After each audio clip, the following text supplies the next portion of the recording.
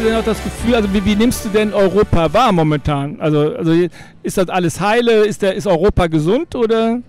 Ich glaube, vorher muss man fragen, was ist denn Europa? Es ist ja ein Konstrukt, es gibt ein politisches Konstrukt, Europäische Union, aber Europa selber ist erstmal ein Kontinent,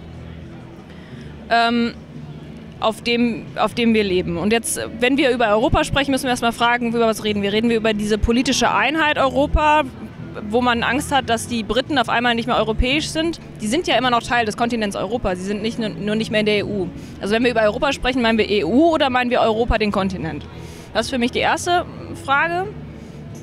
Und dann denke ich, Europa ist schon immer einfach ein Flickenteppich gewesen aus ganz vielen verschiedenen Kulturen, Arten und Weisen, so wie das auf jedem Kontinent ist. Und hier ist es deswegen noch mal intensiver, weil es viel kleinteiliger ist.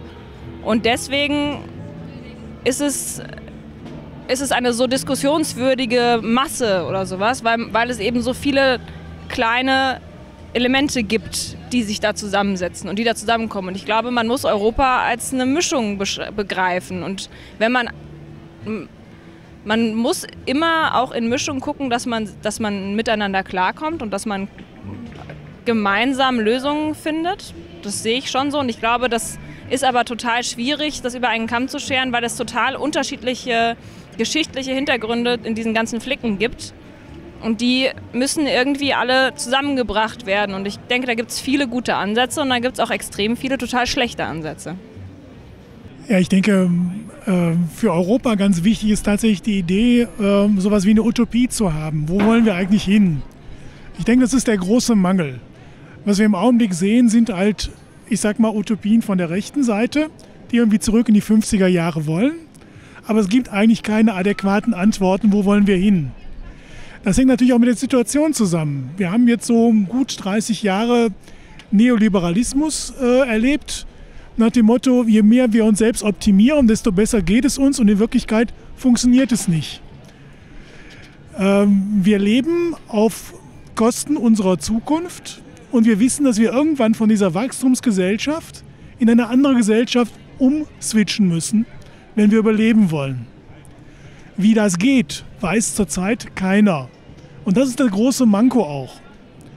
Und das ist etwas, so wie wir eigentlich keine Utopie dafür haben, wie unser Leben in Zukunft aussehen soll, das lähmt uns in dieser Stelle auch, denke ich. Warum müssen die Waren so hin und her verschoben werden?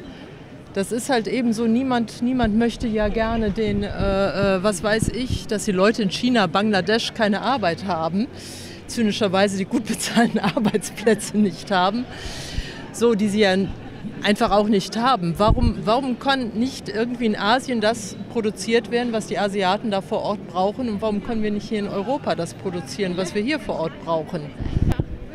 Weil wir keine Baumwollfelder haben unbedingt im großen Maße, oder? Wird in Europa viel Baumwolle angebaut? Ja, aber es gibt ja so zum Beispiel, ich hatte mal ein Gespräch mit jemandem irgendwie, der war absolut für das jetzt anstehende Freihandelsabkommen, das jetzt noch nicht zustande gekommen ist, weil mein Arbeitsplatz hängt an Silikonen, die wir hier produzieren und die wir nach Kanada verkaufen. Da frage ich mich, warum wird irgendwie auf dem nordamerikanischen Bereich, warum ist da keiner in der Lage, Silikone zu produzieren? Warum kann man nicht Silikone produzieren hier für den Bedarf und warum kann es nicht da drüben produziert werden? Das ist so die Frage. Warum muss immer alles hin und her verschoben werden? Oder es gibt irgendwie so eine Geschichte, so eine Freihandelsabkommensgeschichte irgendwo bezogen auf Alkoholiker im südamerikanischen Land. Die müssen irgendwie den Jägermeister irgendwie, der hier produziert wird, gezwungenermaßen verkaufen. Und haben aber Schwierigkeiten, das, was sie da produzieren, hierhin zu verkaufen. Da frage ich mich, irgendwie muss Tequila und Jägermeister unbedingt zwingend ausgetauscht werden. Ja, kann man nicht irgendwie hier das saufen, können wir nicht hier das saufen, was wir hier produzieren, und die besaufen sich dann an dem, was sie dort produzieren. Ne? Auch mit Autoindustrie, also mit Trump, das schreckt mich überhaupt nicht. So können wir doch hier unseren Mercedes und BMW kaufen. Und ist okay, sollen die endlich mal sehen, dass die ihre Autoindustrie da wieder hochkriegen. Und dann können sie vor Ort ihre Kreisler und was weiß ich, was da in Detroit alles mal produziert worden ist, wieder machen. Das sind irgendwo so, ich so als naiv Denkender denke mir, warum immer dieses ganze Hin- und Herschiffen? Das ist Wahnsinn. Das würde sich auch wirklich verlieren, wenn wir annähernde Produktionsbedingungen hätten. Also ich glaube das irgendwie auch, dass Sachen irgendwie viel einfacher werden müssen. So wie jetzt zum Beispiel bei Warenfluss um die Welt, wie komplex das ist und wie das auch von irgendwie sehr wenigen wahrscheinlich irgendwie gesteuert wird und entschieden wird. Und das ist halt, ich glaube auch, dass da sehr viele überflüssige Sachen laufen, nur weil es irgendwie einigen Geld bringt oder so. Und dass man das auf jeden Fall... Roland rechnet aus, irgendwie das Produkt können wir 3 Cent billiger verkaufen, wenn es irgendwo produziert wird, und dann wird es einfach gemacht. Genau, also ich glaube auch, dass da eine Menge an Simplify irgendwie stattfinden muss. Aber auch, wie du eben gesagt hast, halt, da muss halt genau geguckt werden, auf welcher Skala ist das irgendwie. Was ist irgendwie lokal, was ist irgendwie regional, was ist irgendwie in einem Land und was ist irgendwie weltweit zu bearbeiten so, oder rumzuschiffen und so. Also ich finde, da muss einfach sehr genau irgendwie geguckt werden, was ist eigentlich clever, was ist eigentlich smarte, humane Lösung, und die irgendwie gut für die Umwelt und gut für die Bevölkerung ist. So. Also, um mal so eine Gegenposition nochmal reinzubringen, also ich denke, Handel kommt immer zustande, wenn irgendwie 2 Seiten davon profitieren. Das ist ja, also sonst würde man nicht handeln. Das heißt, es gibt immer irgendwie einen Vorteil für beide Seiten. Das ist eigentlich für mich eine Form der Kooperation. Natürlich gibt es eben auch krasse Lohnunterschiede auf der Welt, die so eigentlich nicht hinzunehmen sind, auf denen sowas beruht. Aber trotzdem ist es so, dass wenn bestimmte Güter irgendwie vom einen zum anderen Kontinent wandern, dann ist das eigentlich für beide Seiten gut. Deshalb finde ich, ist Handel grundsätzlich auch auf einer globalen Ebene erstmal sinnvoll. Natürlich sind da auch externe Kosten, also Transporte und sowas drin, die sich auf die Umwelt auswirken und nicht sich in den Preisen niederschlagen. Da gibt es viel zu tun, aber das wäre auch wieder was man halt zum Beispiel dann eben global oder supranational irgendwie halt regeln müsste. Aber jetzt zu sagen, es wäre irgendwie besser, einfach alles vor Ort zu produzieren, denke ich nicht, weil es lohnt sich, bestimmte Großtechnologien halt zu spezialisieren, weil da bestimmte Standorte sich einfach sozusagen hervorgetan haben und dann effizienter oder auch einfach besser eben produzieren können in bestimmten Bereichen. Wo ich nochmal drauf hinaus wollte, also mal auf auch die Utopie.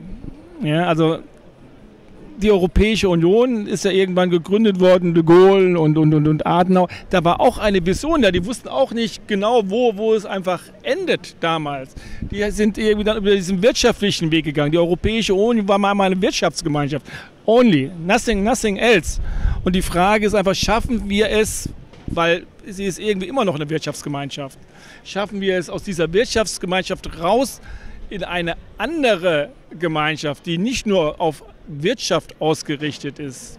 Wie kann ich mich damit identifizieren mit Europa? Wie schaffe ich es denn, einen Bezug dazu herzustellen? Und klar, es fängt immer mit einem Pikto an, mit was ganz Einfachem, und muss dann aber, das Pikto muss so selbsterklärend sein, das Piktogramm, das Bild muss so selbsterklärend sein, dass es keine Erklärung mehr bedarf. Und im Moment ist das Europa, in dem wir leben, noch nicht selbsterklärend, sondern es ist eine wirre Ansammlung von Linien, die versucht, irgendetwas darzustellen, und eigentlich bildet sie nur ab, dass sich alle irgendwie uneinig sind.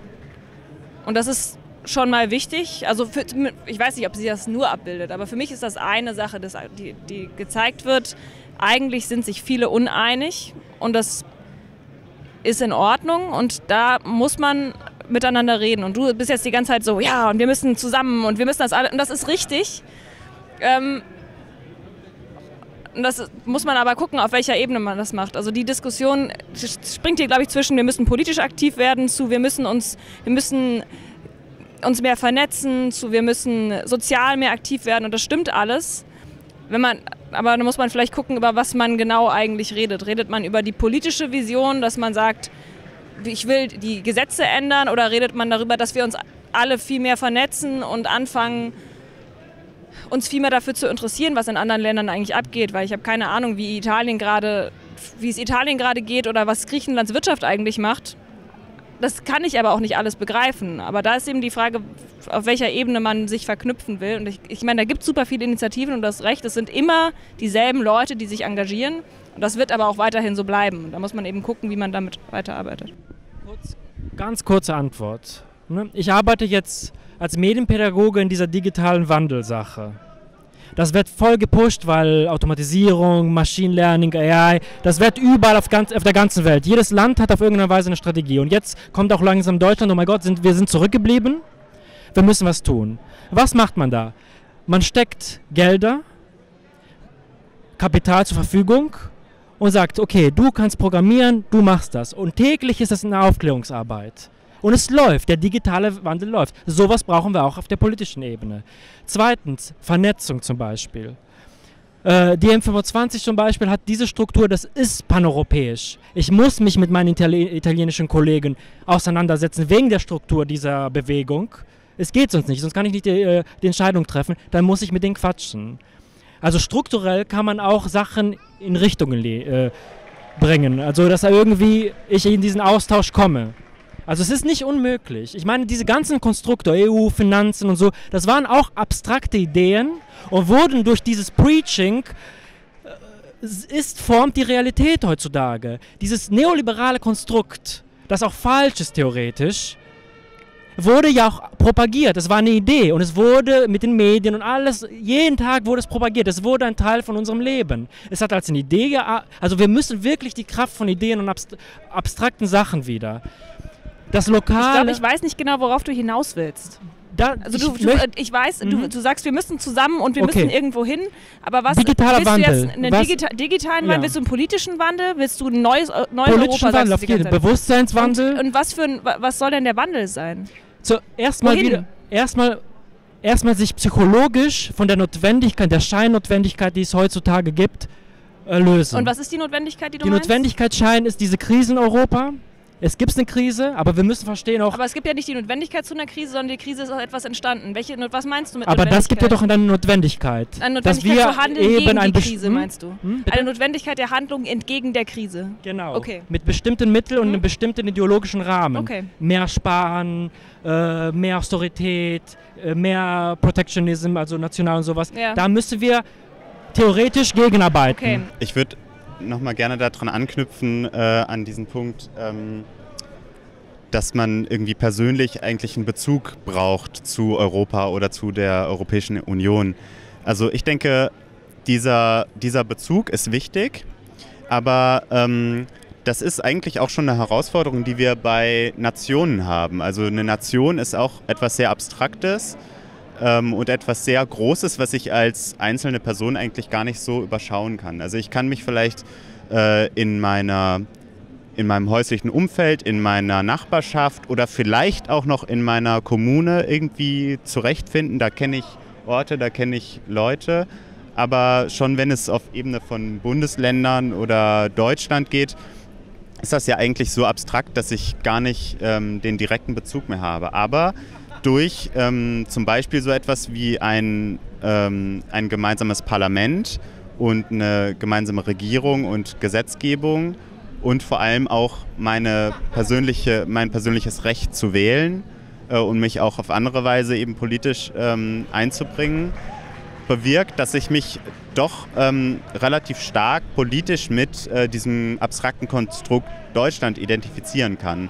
Und ich glaube, so etwas wäre grundsätzlich für Europa auch möglich. Also dass wir ja zum Beispiel die Wahlen zum Europäischen Parlament ist irgendwie, ich nehme das zum Beispiel persönlich nicht ganz so ernst, weil ich irgendwie den Eindruck habe, das Europäische Parlament hat irgendwie nicht so viel zu sagen. Das ist irgendwie gar nicht so wichtig. Da wird gar nicht die Politik gemacht. Und deshalb identifiziere ich mich auch gar nicht so stark mit diesem politischen Konstrukt. Aber das könnte anders sein.